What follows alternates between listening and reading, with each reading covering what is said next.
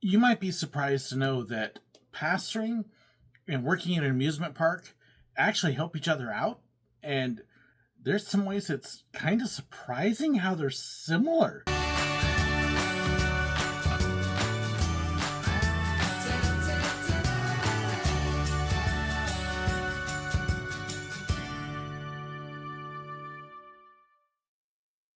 If you didn't know, in addition to working at the theme parks, one of my main job, is I am actually a minister. I pastored a church for 13 years. I've been a youth pastor and leader and various other things.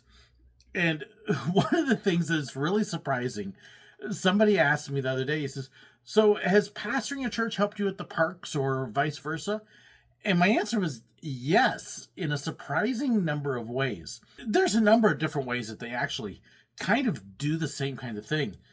One of the very first things that popped to mind right off the bat was no matter what you are going through in real life, if you've got problems or issues or whatever, when you show up to the job, whether at the park or at the church, smile on, you're happy, you're going to make them happy, you're happy that they are there, and you don't necessarily let people know what's going on in real life.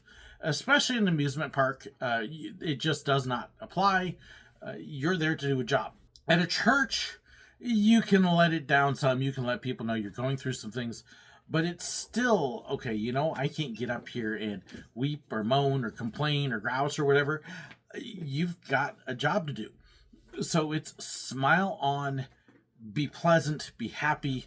And that can be hard sometimes, but it is part of the job at both. The other thing that definitely happens at both is you get to listen to complaints and people unload and just drop bombs on you in attitude or problems or things. And you're a problem solver. You're there to listen to them. In fact, one of the things they tell you in theme park training is that when somebody comes to you with a complaint, your basic tactic is listen, nod, say, "I'm so sorry. I understand. It sounds like this is what you're going through. Okay." And just let them get it off their chest. You get that a lot at a church. Especially the people are like, "You really should be doing. Why aren't you over there doing that? Maybe your company should be doing." Yeah, you get that a lot. And so you definitely nod. Yep. Sorry. Get it. Understand. Sorry. And at a theme park, your then response is, "Well, let me see what I can do for you. Let me refer it up to leadership." At a church, especially when you're the head pastor, it's kind of like, "All right, I will take that into consultation." The truth is, a lot of times, the stuff that you hear at a park, at a church, is not stuff that is practical.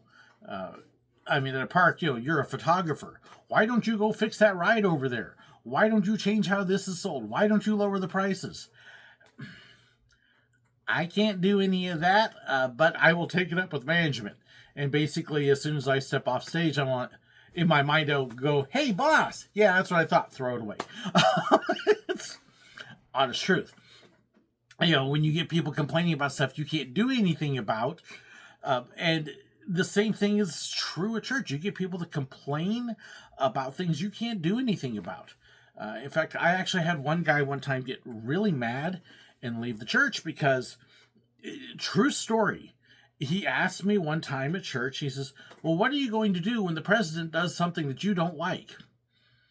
Like, well, I'll pray for him. No. What are you going to do about it? I can maybe say something in public, but there's not anything I can do. I have no influence over the president other than prayer. What do you... He got mad. How dare me not do something to fix the president? That's not enough. Reality. And that's what a lot of complaints that you get, church and the park, they're not based on reality. They're based on an emotion at the moment. Hey, okay, let me let you get through the emotion. And then hopefully you can actually deal with the reality.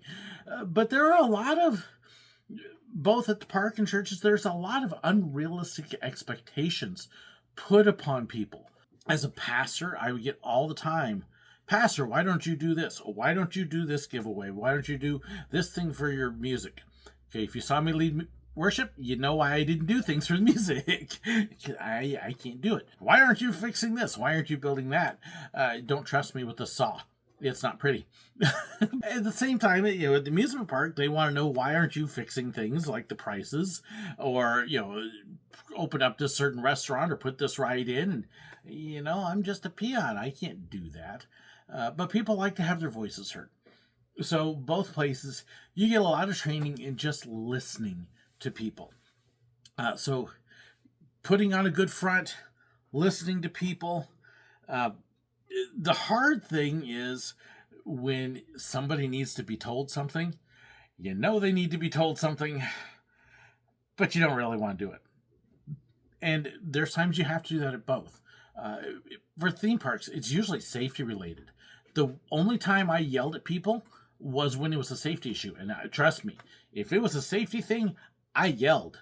If I saw somebody hopping over a fence at the train, I was yelling. If I saw somebody standing on top of a fence at Disney, I was yelling, trying to get them down before an injury happened. If I saw somebody standing in the middle of Main Street as the trolley was coming down the road, I was yelling and trying to get them to move. So yes, there's times that you definitely yell. And when you see somebody, doing something they're not supposed to, come on. Now, at a church, you can't yell at them. You've got to be a lot nicer and politer.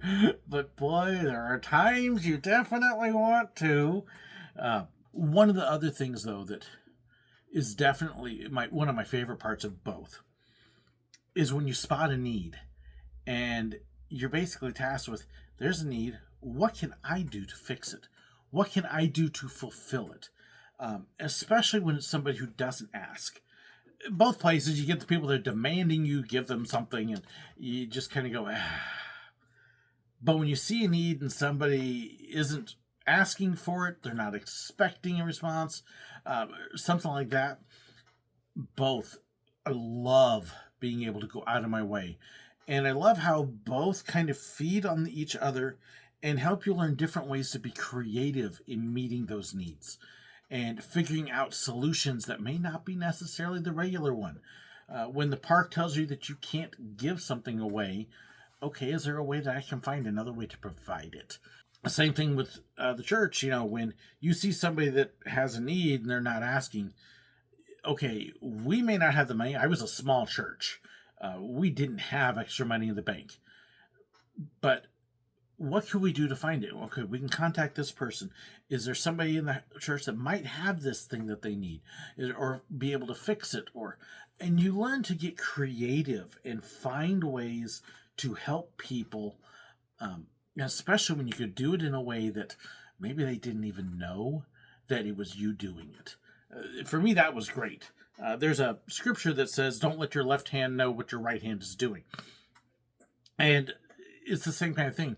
Basically, what it means is do good for the sake of doing good, not just to make yourself look and feel good, but do it just because it's there to be done. And that was one of the things I really loved about being in the parks was I was there just to make people happy and to give them a great day and a great experience. And what could I do to add to that? And little things, let them take part in what I was doing. As a photographer, hey, let's find some unique poses, or let me introduce you to somebody who can give you a great experience, or, something like that. The more that I could do to give them a great experience above and beyond was amazing. And I love being able to help people and show them a good time and take a bad moment and turn it around. And that was something that you get to do at both. And you do. It's a lot of it is the same kind of thing. The same motivations, the same ideas, the same wanting to like people and love people and help them out. And that's what it should be. And like I said, there's a part of me that's, if you see somebody who's feeling very entitled and demanding, well, never mind. But the soft, gentle, quiet ones that aren't drawing attention to themselves, yeah, those are the ones that I notice. Those are the ones that I'm like, okay, there's somebody that if they get blessed, they're going to really remember it and it will impact them and change them. And that's who I would look for. I like looking for the people that nobody else noticed and looked for in both jobs. Because then when you do something special for them and make their day, it really made their day. And that would make mine. So there's some of the differences, some of the similarities, a lot of the similarities, and ways that really, they almost paralleled each other. I love doing both. So really, they kind of fed off each other. The nice thing with the parks for me, the biggest difference is generally the parks did not have the stress level that the church did. I didn't have to worry about the business aspects. In the case of a park, a grumpy person was going to come up, be there for a few minutes, and then they're gone. Whereas if you got a grumpy person at the church, they're just there, and you keep dealing with them over and over and over again. But the park, you know that, okay, hey, 5 minutes, I'm done with them and I will never see them again. So that was one thing that was definitely nice about the parks.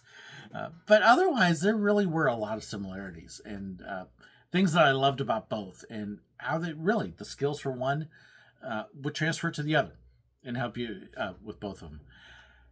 So were there things that you could see that would be similar or different? I'd love to know. Do you have questions about either one? Please drop it in the comments below. I would love to hear, and maybe I can respond in another video later. Thank you so incredibly much for watching. For my patrons, my supporters, my YouTube members, and all of their support. I could not do this without them. Thank you so incredibly much for watching as well. God bless. So if you didn't know,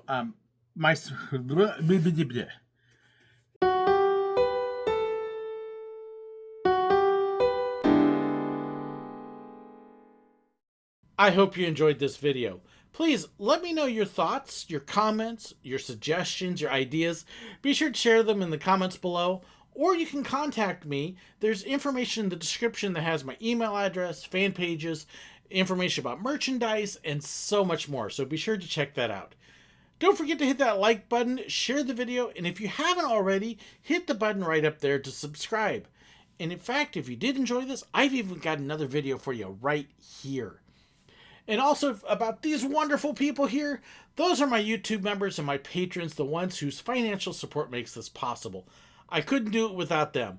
If you want to know more about that and the perks that come with it, well, be sure to check the description. There's a link right down there. Thank you so incredibly much. God bless.